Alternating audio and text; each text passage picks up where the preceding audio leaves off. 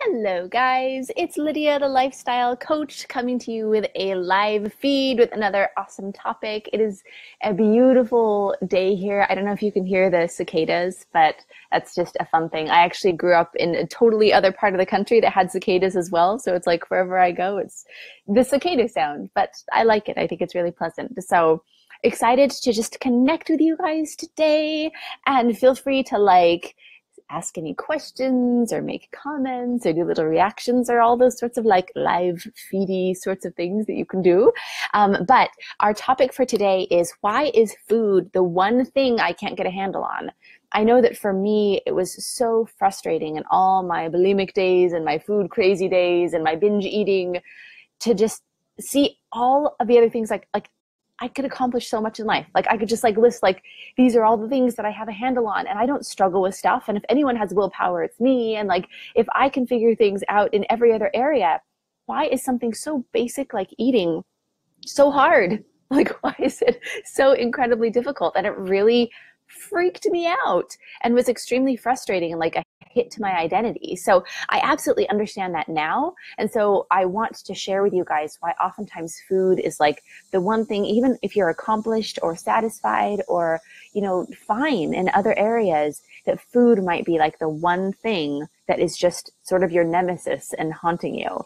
So there are some things you need to understand to have the context of why this is the case, why food can be such a difficult thing.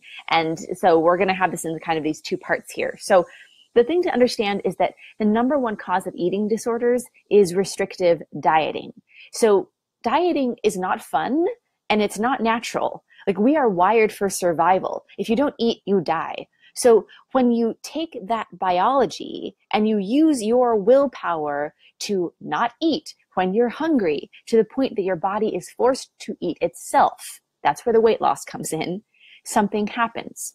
Your body fights back. So it will drive up your cravings, it will turn up your hunger, and put obsessive thoughts about food in your head all day long. It's not fun, and it's not natural, and your body usually wins. When your body doesn't win, it's called anorexia. And yes, many women die from anorexia, from the continued starvation of their bodies. So all that stuff that we hate, that makes dieting so hard, all those feelings of food obsession and why this is so difficult and why we actually eat, more of the stuff that we are trying to deprive ourselves of. It's, all that stuff that makes dieting so hard is actually your body's way of protecting you from dying. It's a really big deal. And it's a really great thing that our body does. So I know you're saying I'm not going to die if I cut out carbs for 4 weeks. True. But your body doesn't know that. It just knows that there's some sort of emergency where all of a sudden it's not getting the food that it used to, or it's not getting as much food, and that it's got to fix it. But it's not fun to diet, and it's miserable to deprive yourself.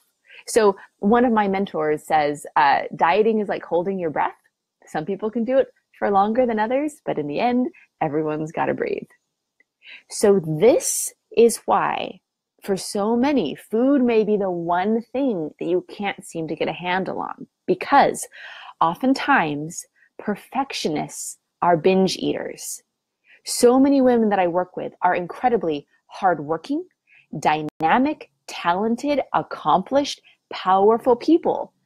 And in their eyes and others, everyone's very confused about well, why is food such a struggle?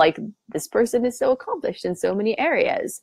So because the quality, you see this quality that, has helped you, do so well in other areas. And it's confusing, but when you understand a few things, you understand oh, okay, that's why. Because that quality of I will do it better and longer than anyone else has helped these women accomplish so many goals. They overcame alcoholism. They built an amazing career. They got the best grades in school because they were willing to do the work, do it for longer, do hard things. But then there is this thing with food that really makes them question their identity. Wait, I'm the most accomplished person in my friend group, but I can't get a handle on something as basic as food. And it feels really, really awful. But guess what these accomplished women also outdo everyone else in? Dieting. They last for longer. They can do hard things. They can be miserable. They can work hard when it's difficult. They can not eat even when they're hungry. They can get up at 5 a.m. to work out. They can eat a different dinner than their family every day for 24 weeks. So these powerful and accomplished women who their skills serve them so well in so many other areas of their life have this one area of their life, food, totally backfire on them because they last the longest on diets. So their body fights back the hardest. So someone else who might last like 3 days on dieting and then falls off the wagon and just says, oh, well, screw it. I guess that didn't work. Just moves on with their life. But these women who are so accomplished and hardworking will last months and months on end, all the time with that building hunger and cravings and food obsession. And it's all fighting against their biology. So as soon as the biology wins, they binge, and they binge a lot to the point of pain and sickness and terror because they've been able to go for a really long time dieting. These women are also the best at picking themselves back up. So they diet harder, they binge harder, they diet even harder. So doing the very best at both ends of the cycle, it's an all or nothing thing, right? Like it's a very all or nothing perfectionist quality. And it's beautiful to have those qualities in so many ways.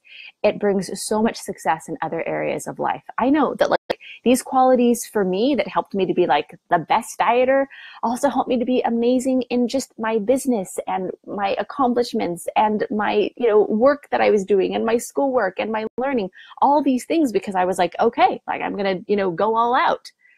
But when it comes to this thing, it actually backfires because we're having to fight our biology. So those qualities bring so much success in areas of life, but the key is to redirect that zeal into something that actually makes it better, not worse. So I have so many of these accomplished women in my program right now, and many, many who have graduated and are now completely free, just free around food, just normal eaters. And right now, in the program, as they're working it, they're putting their energy into practicing the principles that actually allow them to be totally free from their binging, that allows them to do exactly what they want because they aren't controlled by food compulsions, that have hours and hours back in their week because they're not spending it with food. And now that they have that time and that freedom and that mental energy, they can now direct it into what powerful women like this do: change the world. So if you want some help in directing your work into principles that actually return on your investment and give you that freedom and end the food crazies, you can book a free session at lydiawente.com/apply. So www.lydiawente.com/apply, APPLY. And you can grab a free session to help you get that solid first step. And that's a service that I offer to you guys just who are a part of this community. So that's one reason why a lot of times there's just this thing with food that is just so unlike anything else. Like, hey, I figured it out in all these other areas of life, but food is my nemesis. And it's because you're so awesome. It's because you're so good. It's because you're so accomplished, but you're doing a thing that fights your biology. So you stop fighting your biology and you have freedom and you can move on and do all those amazing things that powerful people do. So you guys, this is Lydia, the lifestyle coach, signing off. Mwah.